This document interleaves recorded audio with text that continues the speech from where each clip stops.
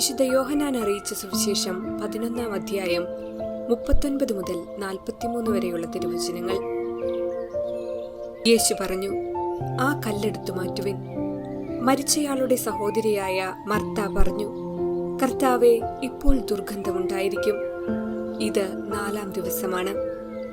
യേശു അവളോട് ചോദിച്ചു, വിശ്വസിച്ചാൽ നീ ദൈവമഹത്വം ദർശിക്കുമെന്ന് ഞാൻ നിന്നോട് പറഞ്ഞില്ലേ? അവർ കല്ലെടുത്തു മാറ്റി. യേശു കണ്ണുയർത്തി പറഞ്ഞു, പിതാവേ, അങ്ങ് എന്റെ പ്രാർത്ഥന ശ്രവിച്ചതിനാൽ ഞാൻ അങ്ങേക്ക് നന്ദി പറയുന്നു. അങ്ങന്റെ പ്രാർത്ഥന എപ്പോഴും ശ്രവിക്കുമെന്നും എനിക്കറിയാം. എന്നാൽ എന്നെ അയച്ചത് അവിടുന്നാണെന്ന് ചുറ്റും നിൽക്കുന്ന ജനം വിശ്വസിക്കുന്നതിന് വേണ്ടിയാണ് ഞാനിത് പറയുന്നത്. ഇത് പറഞ്ഞിട്ട് അവൻ ഉച്ചത്തിൽ പറഞ്ഞു, ലാസറെ, പുറത്തു വരിക. ഓർമ്മിക്കുക, ദൈവത്തിന്റെ മക്കളായ നാം ഓരോരുത്തരിലും ദൈവവിളിയുണ്ട്. കിട്ടിയ വിളിക്ക് അനുസൃതമായി നമ്മുടെ ജീവിതാന്തസ്സിനനുസരിച്ച് ദൈവത്തോടും മറ്റുള്ളവരോടും നമ്മോട് തന്നെയും വിശ്വസ്തയോടെ സ്നേഹത്തിന്റെ കൂട്ടായ്മയിൽ ജീവിച്ചാൽ നമ്മുടെ ജീവിതവും ദൈവവരപ്രസാദ ജീവിതമായി മാറും. ഈ ചൈതന്യപൂർണമായ ജീവിതത്തിലേക്ക് നമ്മെ നയിക്കുകയും നടത്തുകയും ശക്തിപ്പെടുത്തുകയും ചെയ്യുന്നതാണ് പ്രാർത്ഥനകൾ. പ്രാർത്ഥനാ ജീവിതത്തിന് ക്ഷതം സംഭവിക്കുമ്പോൾ നമ്മുടെ ആത്മീയ ജീവിതത്തിന് ഇടർച്ച സംഭവിക്കും. ആത്മബലത്തിന് അവശ്യം വേണ്ടുന്ന ഒന്നാണ് ചിട്ടയായ പ്രാർത്ഥനാ ജീവിതം. ദൈവത്തോട് ചേർന്ന് നിൽക്കുവിൻ, അവിടുന്ന് നിങ്ങളോടും ചേർന്ന് നിൽക്കും. നമ്മുടെ മാതൃക നമ്മുടെ ഗുരുവും കർത്താവും ദൈവവുമായ ഈശോയാണ്. സുവിശേഷത്തിൽ പല സന്ദർഭങ്ങളിൽ ഈശോ പ്രാർത്ഥിക്കുന്നത് എടുത്തു പറഞ്ഞിരിക്കുന്നു. ഈശോ പ്രാർത്ഥിക്കാനുള്ള ഒരു പ്രധാനപ്പെട്ട കാര്യം നമുക്ക് മാതൃക കാട്ടിത്തരിക എന്നതായിരിക്കാം. മറ്റൊന്ന് പിതാവായ ദൈവത്തെ മഹത്വപ്പെടുത്തുന്നതിനായിരിക്കാം. പ്രധാനപ്പെട്ട എല്ലാ സന്ദർഭങ്ങളിലും ഈശോ പ്രാർത്ഥിച്ചിരുന്നു.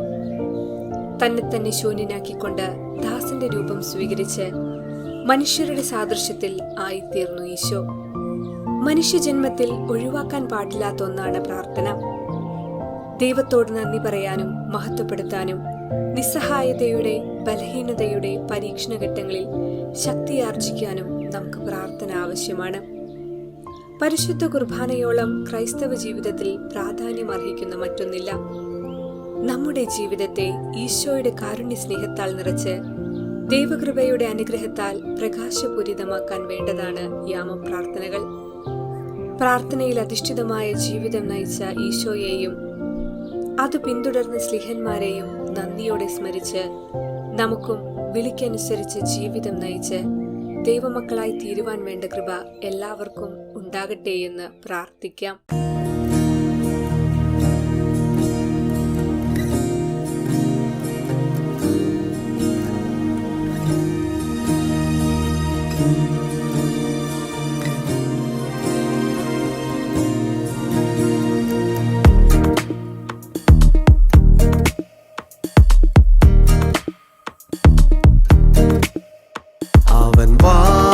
മാറുകില്ല, ഒരു നാളും മാറുകില്ല. അവൻ വാക്കുമാറുകില്ല, ഒരു നാളും മാറുകില്ല. ആരെല്ലാം മാറിയെന്നാലും കൂട്ടായി കൂടെ ഇല്ലെങ്കിലും യേശു മാറുകില്ല. അവൻ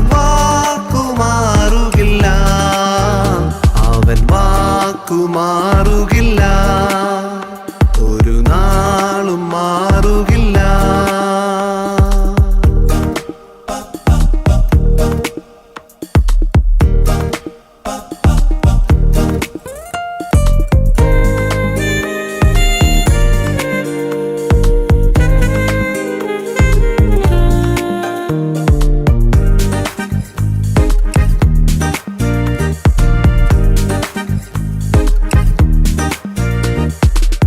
തിരമ്പും കടലും പൊങ്ങും തിരമാല വന്നാലും കാണുന്നൻ പ്രിയൻ മുഖം.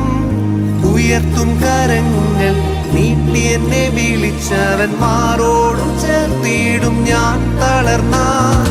ആർത്തിരമ്പും കടലും പൊങ്ങും തിരമാല വന്നാലും കാണുന്നൻ പ്രിയൻ മുഖം.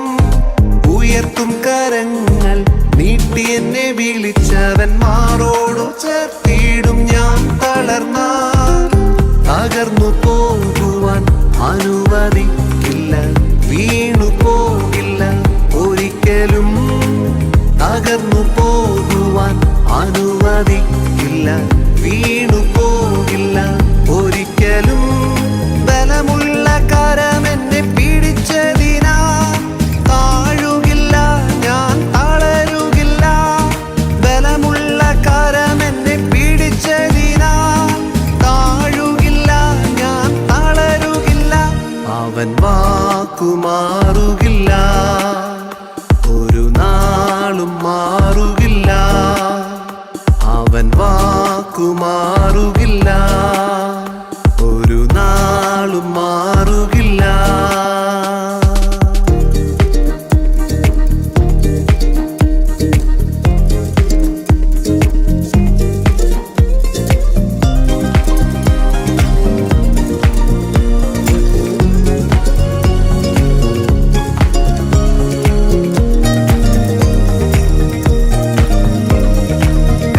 കൈത്താളമേളത്തോടെ നൃത്താഘോഷങ്ങളോടെ ആർത്തും ഉല്ലസിച്ചും ഞാൻ പാടും.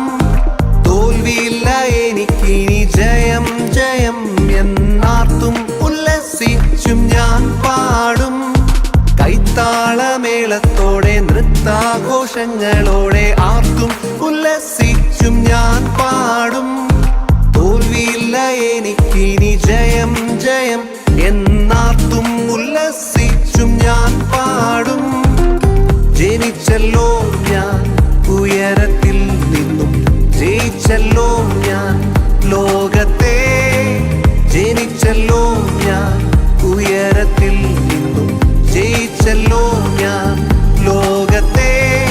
പാപം ശാപം എന്മേൽ വാഴുകില്ല, രോഗം ദുഃഖം എന്നെ ജയിക്കയില്ല. പാപം ശാപം എന്മേൽ വാഴുകില്ല, രോഗം ദുഃഖം എന്നെ ജയിക്കയില്ല.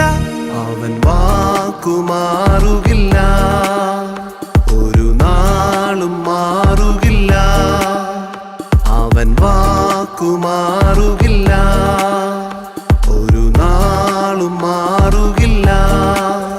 ആരെല്ലാം മാറിയെന്നാലും കൂട്ടായി കൂടെ ഇല്ലെങ്കിലും യേശു മാറുകില്ല, അവൻ വാക്കുമാറുകില്ല, അവൻ വാക്കുമാറുകില്ല.